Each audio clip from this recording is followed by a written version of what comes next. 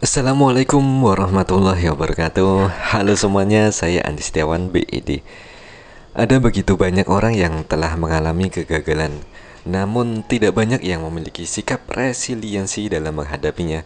Dalam kehidupan pasti ada ujian-ujian dari Allah Subhanahu wa taala.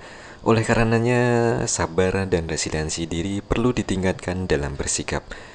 Resiliensi diri adalah kemampuan seseorang untuk bangkit kembali, beradaptasi, dan tetap tangguh di tengah situasi sulit, stres, atau tantangan kehidupan lainnya.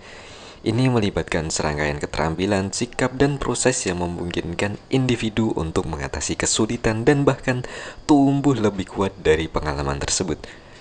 Memahami apa itu resiliensi diri bisa dimulai dari penjelasan ini.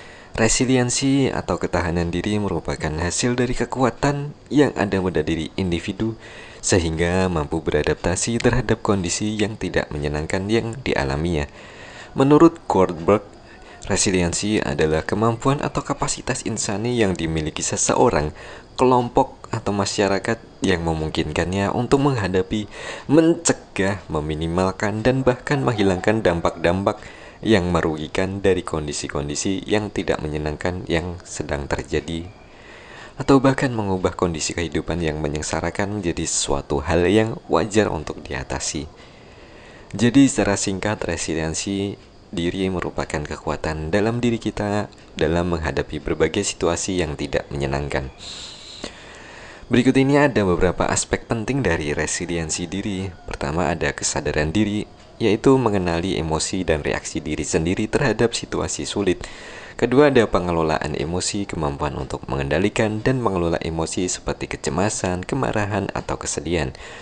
Lantas ada optimisme, mempertahankan pandangan positif dan harapan, meskipun dalam keadaan yang tidak menyenangkan atau sulit.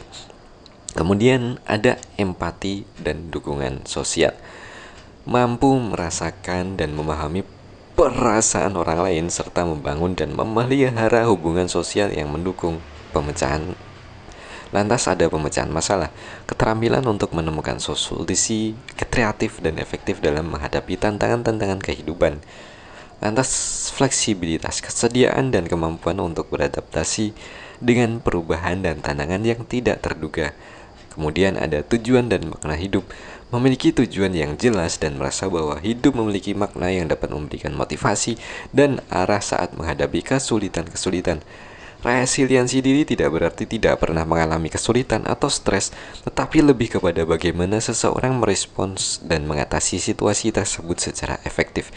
Keterampilan resiliensi dapat dikembangkan dan diperkuat melalui latihan, pengalaman, dan dukungan sosial yang tepat dan dukungan-dukungan lainnya. Mari kita bahas lebih lanjut. Ketahanan berarti mampu beradaptasi terhadap kemalangan dan kemunduran hidup. Ketika ada situasi kehidupan yang tidak beres, apakah kita cenderung bangkit kembali atau hancur? Ketika kita memiliki ketahanan, kita bisa memanfaatkan kekuatan dalam diri yang bisa membantu kita bangkit dari kemunduran atau tantangan kehidupan, seperti kehilangan pekerjaan, penyakit, bencana, atau kematian orang-orang yang kita cintai. Jika kita kurang memiliki ketahanan, kita mungkin terjebak dalam masalah atau merasa seperti korban kehidupan. Kita mungkin merasa terbebani atau beralih ke cara-cara mengatasi hal-hal yang tidak sehat, seperti penggunaan obat terlarang atau alkohol, gangguan makan, atau perilaku berisiko lainnya. Ketahanan tidak akan membuat masalah kita hilang, namun ketahanan dapat membantu kita mengatasi masalah-masalah yang kita hadapi, menemukan cara untuk menikmati hidup, dan menangani stres dengan lebih baik. Jika kita tidak sekuat yang kita inginkan, kita dapat mempelajari keterampilan untuk menjadi lebih tangguh dengan terus belajar. Beradaptasi dengan masa-masa sulit berarti memiliki ketahanan yang mampu mengatasi peristiwa-peristiwa sulit. Ketika sesuatu yang buruk terjadi, kita masih merasakan kemarahan, kesedihan, kesakitan. Namun, kita dapat terus maju, baik secara fisik maupun psikologis kita. Ketahanan bukanlah tentang menghadapi sesuatu yang sulit atau mengatasinya sendiri. Faktanya, kemampuan untuk menjangkau orang lain untuk mendapatkan dukungan adalah bagian penting dari ketahanan diri. Ketahanan dan kesehatan mental dapat membantu melindungi diri kita dari kondisi kesehatan mental yang menurun, seperti depresi dan gangguan kecemasan lainnya. Ketahanan juga dapat membantu kita menghadapi hal-hal yang tidak menyenangkan, yang meningkatkan risiko kondisi kesehatan kita, seperti ditindas atau mengalami trauma. Jika kita memiliki kondisi kesehatan mental, bersikap tangguh dapat membantu kita mengatasinya dengan lebih baik. Kiat untuk meningkatkan ketahanan kita. Jika kita ingin menjadi lebih tangguh, maka cobalah tips berikut ini. Pertama, tetap terhubung dengan lingkungan sekitar. Membangun hubungan yang kuat dan sehat dengan orang-orang terkasih dan teman-teman terdekat dapat memberi kita dukungan yang dibutuhkan dan membantu membimbing kita di saat-saat yang tidak baik, di saat-saat kita down.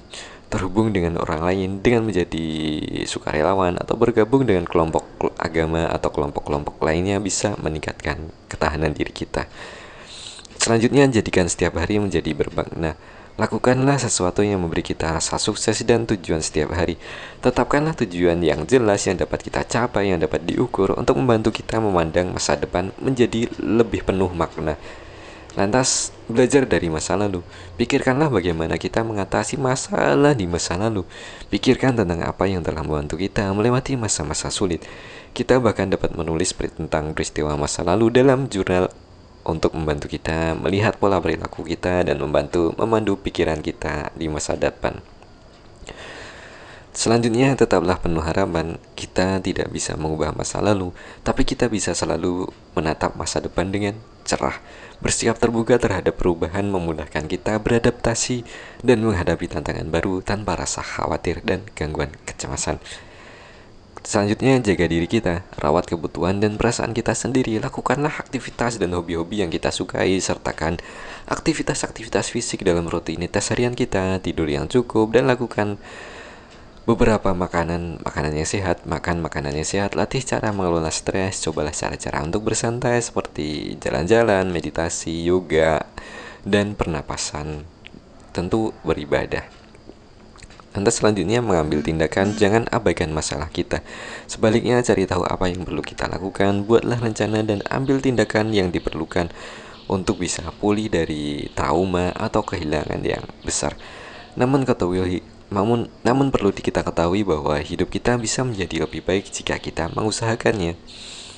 Oleh karenanya, kita masuk pada kesimpulan.